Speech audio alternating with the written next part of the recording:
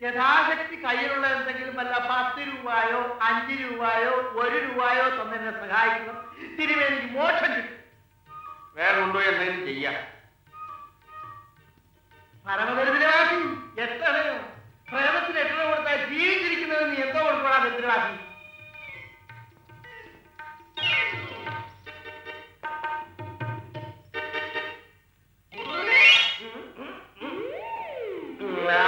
വരട്ടെ, എന്നെ കൊന്നതും പോരാ, എന്റെ ശവമടക്കാനുള്ള കാശും തിരിച്ചുകൊണ്ട് നടക്കാനാണോ ഭാവം? മര്യാദയ്ക്ക് എന്റെ പങ്ക് തന്നില്ലെങ്കിൽ കുത്തി കൊടലിയാൻ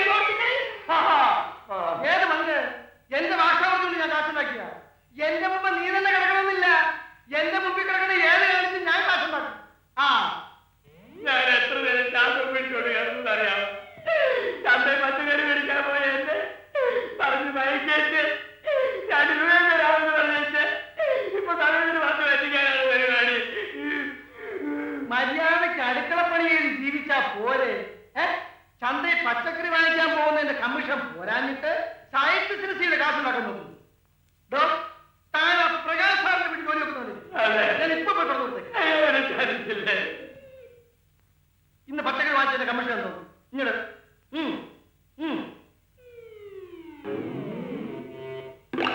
എടാ ദരിദ്രവാസി, ഇത്രയും വലിയൊരു വീട്ടിൽ പച്ചക്കറി വാങ്ങിച്ചതിന്റെ കമ്മീഷൻ 4 അണയോ?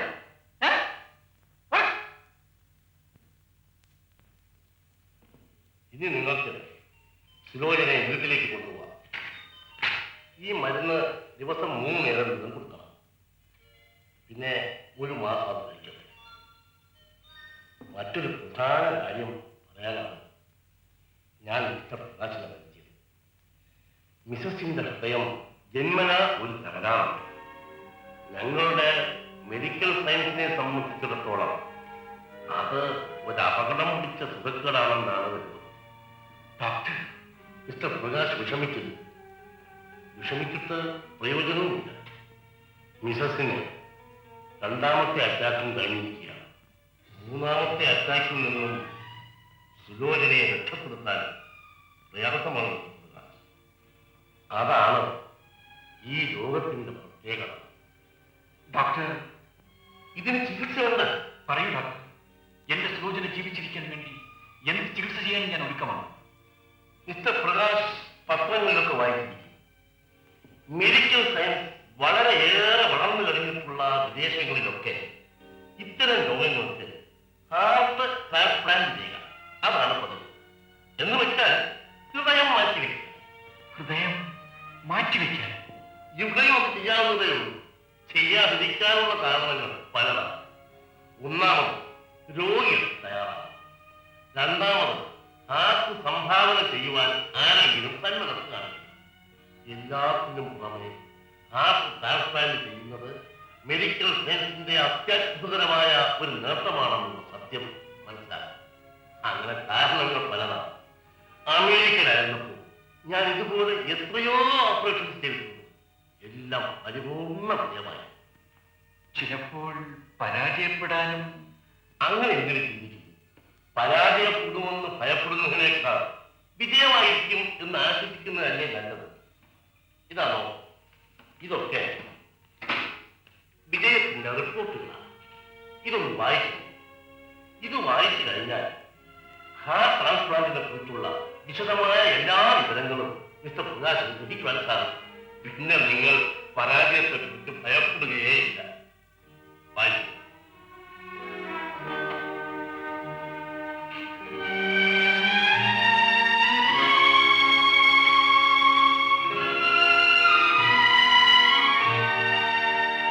പിന്നെ ഒരു സത്യം കൂടി ഞാൻ പറയാം. ഹാർട്ട് ട്രാൻസ്പ്ലാന്റ് ചെയ്തില്ലെങ്കിലും നിങ്ങളുടെ ബിസിനസ് ജീവിക്കും. കൂടിയാൽ അടുത്ത അറ്റാക്ക്. അത് എന്നാണ് സംഭവിക്കുക, എപ്പോഴാണ് സംഭവിക്കുക എന്ന് പറയുവാൻ പ്രയാസം. നാളെയോ 4 മാസം കഴിഞ്ഞോ സംഭവിക്കുക എന്ന് വെച്ചാൽ അനിശ്ചിതമാണ് എന്നാണ്. ഹാർട്ട് ട്രാൻസ്പ്ലാന്റ് ചെയ്ത് കഴിഞ്ഞാൽ നിങ്ങളുടെ ബിസിനസിനെ നിങ്ങളോടൊന്നിച്ച് സുഖമായി ദീർഘകാലം ജീവിക്കുവാൻ എന്താണ് വേണ്ടതെന്ന് നിങ്ങൾ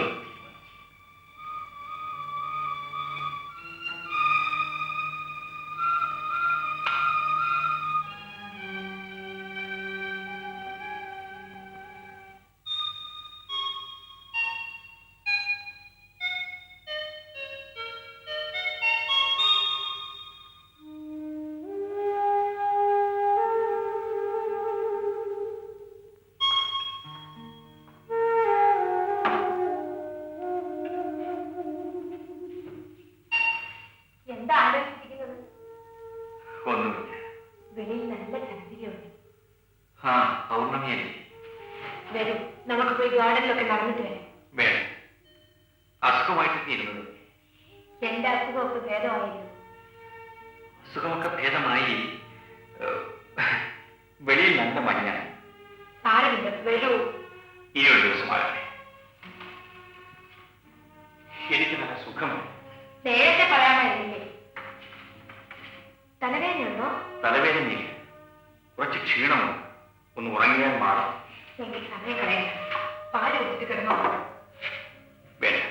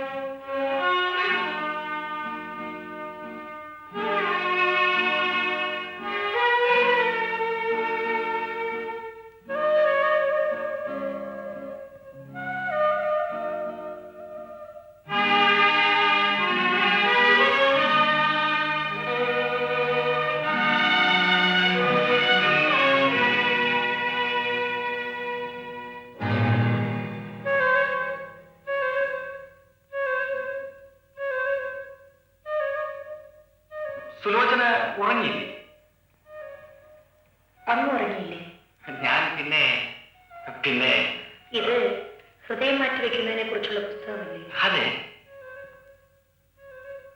ഉറങ്ങിയാൽ ക്ഷീണം മാറുമെന്ന് പറഞ്ഞു കിടന്നിട്ട് ഉണർന്നിരുന്ന് ഈ പുസ്തകം വായിക്കുന്ന എന്തിനാ? അത് പിന്നെ പിന്നെ അങ്ങ് വല്ലാതെ പകരുന്നല്ലോ. എന്താ കാര്യം? ഞാൻ എന്തിനു പകർന്നു? അത് തന്നെയാണ് ഞാനും ചോദിക്കുന്നത്. സത്യം പറയൂ. ഡോക്ടർ വല്ലതും പറഞ്ഞു?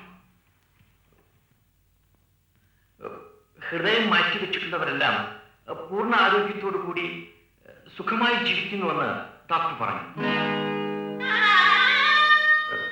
പെട്ടെന്നുണ്ടാകാവുന്ന അപകടങ്ങൾ ഒഴിവാക്കാൻ വേണ്ടിയാണ് ഹൃദയം മാറ്റിവെക്കുന്നത്.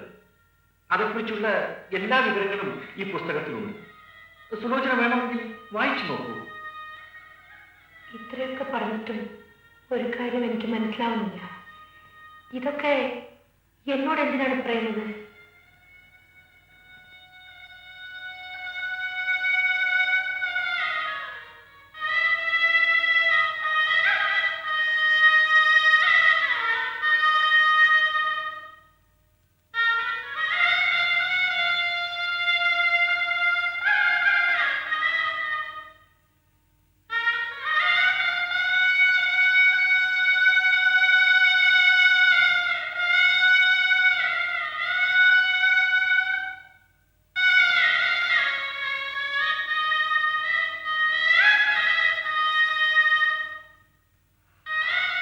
അപ്പോൾ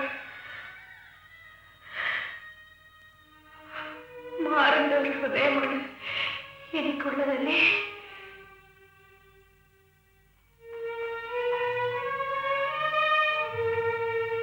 ഡോക്ടർ ഗോവിന്ദ മേനോൻ അമേരിക്കയിലായിരുന്നപ്പോൾ ഇതുപോലുള്ള നിരവധി ഓപ്പറേഷനുകൾ അദ്ദേഹം വിജയകരമായി നടത്തിയിട്ടുണ്ട്.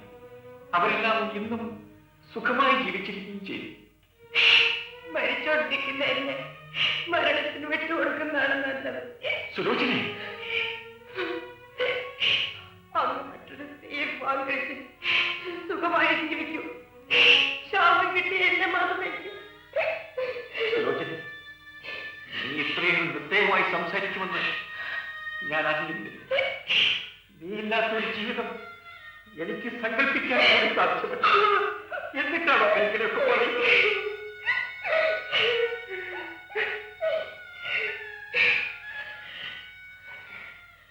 ശരിയാണ്. അത് ചെയ്തില്ലെങ്കിലും ഞാൻ മരിക്കും. എന്നാൽ അതും കൂടി ചെയ്ത് കഴിഞ്ഞിട്ട് ഞാൻ മരിക്കാം.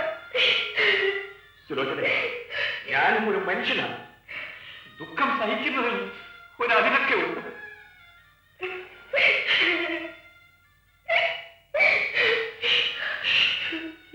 ക്ഷമിക്കും, ഇനി ഒരിക്കലും ഞാൻ അങ്ങനെ സംസാരിക്കില്ല. നോക്കൂ, ഓപ്പറേഷൻ നടത്താൻ എനിക്ക് ഇഷ്ടമാണ്, എനിക്ക് സമ്മതമാണ്.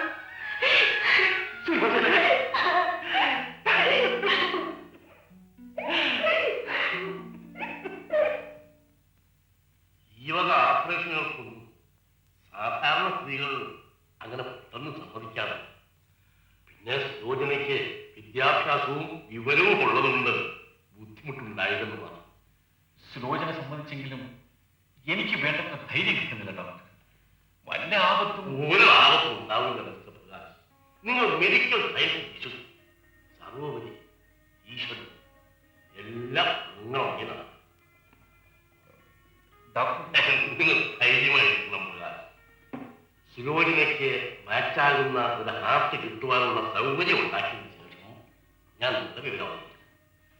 മാച്ചാകുന്ന ഹാർട്ട് കിട്ടുക അത്ര എളുപ്പമായ കാര്യമല്ല കേട്ടോ. എങ്കിലും ഞാൻ എന്റെ കഴിവതും ശ്രമിക്കാം മിസ്റ്റർ പ്രകാശ്. ശരി ഡോക്ടർ. നീ എന്തോന്നാണ് ഇത്രയും പറയുന്നത്? ഒരേടെ കഴുക്കോലും പട്ടിയിലും ഒക്കെ മാറ്റുന്ന പോലെ മനുഷ്യന്റെ ചങ്കും കരുതും ഒക്കെ മാറ്റാനും നിനക്കെന്താ ഭ്രാന്തുണ്ടോ?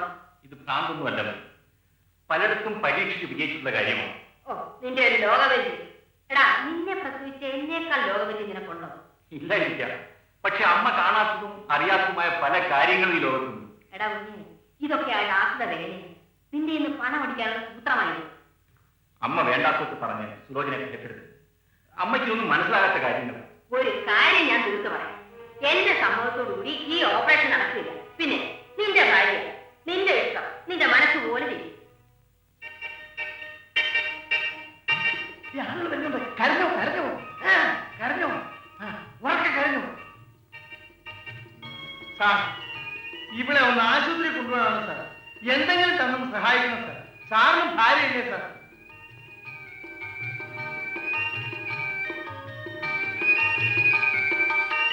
സാർ, എന്റെ ഭാര്യ പ്രസവിക്കാൻ പോകുന്നു സാർ. അശ്വതി ഭരണി കാർത്തിക രോഹിണി ഒന്നാം ദിനം നിമിത്തം വെളുത്തവാവും രോഹിണി നക്ഷത്രം സുഖമായിട്ട് ആൺകുട്ടിയെ പ്രസവിച്ചോട്ടെ. സാർ, വഴി കിടന്ന് പ്രസവിച്ചാൽ നാണക്കേടല്ലേ സാർ? ഒരു നാണക്കേടില്ല. വയറും പിടിപ്പിച്ചിങ്ങനെ ഭീരുവിനെപ്പോലെ റോട്ടിക്കൂടെ നടക്കാൻ നാണക്കേടില്ലാച്ചാൽ പ്രസവിക്കണേ ഒരു നാണക്കേടം വിചാരിക്കേണ്ട കാര്യം. സുഖമായിട്ട് പ്രസവിച്ചോ. സാർ, അങ്ങനെ പറയരുത് സാർ. സാറിന് വലിയ സാർ ഭാര്യ? എനിക്ക് ഭാര്യയില്ല. ഈ ഒരു ഒറ്റ നാണക്കേടാത്ത ഞാൻ ഇതവരെ കല്യാണം കഴിക്കാതെ ഇങ്ങനെ മുത്തുപോയത്. അയ്യോ അയ്യോ, ആശുപത്രി പണി നീ എവിടെ കിടന്നത്? പെറ്റും. അത് ഏതായാലും വേണ്ട. പിന്നെ നല്ലൊരു ദിവസമായിട്ട് വഴിക്കണം പ്രസവിക്കണ്ട. എന്റെ കയ്യിലൊരു 5 രൂപയുണ്ട്. എവിടെയാന്ന് വെച്ചാൽ കൊണ്ടുപോയി പ്രസവിപ്പിക്കണം. പിന്നെ അടുത്ത പ്രസവം എന്നാ? അത് ഇപ്പൊ എങ്ങനെ പറയാൻ നോക്കും സാറേ? ഏതായാലും ഇതൊന്ന് കഴിഞ്ഞോണം. മതി ധൃതിയൊന്നുമില്ല. പക്ഷേ കാലേ കുട്ടിയൊന്ന് അറിയിച്ചേക്കണമെന്ന് വേണം കേട്ടോ. ശരി.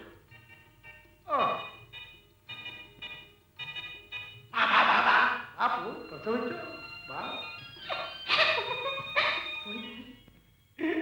ഇനി നിന്റെ ഗർഭമൊക്കെ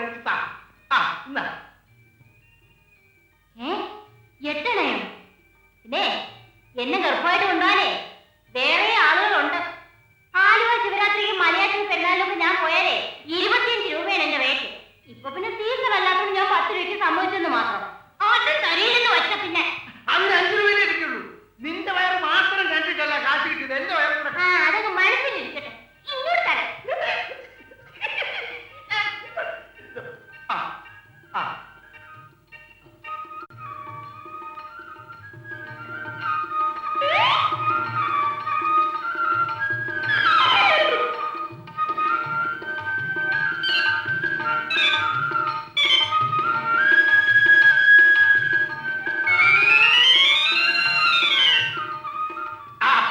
പ്രസവമൊക്കെ കഴിഞ്ഞാവോ? ഓടണ്ട നിന്നെ ഞാൻ വിടില്ല. ഇത് കണക്കാക്കി തന്നെയാണ് അവിടെ പതങ്ങിയിരുന്നത്. എടാ കുഞ്ഞുണ്ണിയേ. അയ്യേ, എന്റെ പേര് കുഞ്ഞുണ്ണി എന്നല്ലല്ലോ, രാമകൃഷ്ണൻ തരിഞ്ഞു. എന്നാലും നിന്റെ ശരീരപ്രകൃതി എന്താ കുഞ്ഞുണ്ണി എന്ന് വിളിക്കാനേ തോന്നുന്നു. തൊഴിൽക്കാർ തമ്മിൽ വേണോടാ ഈ വേല?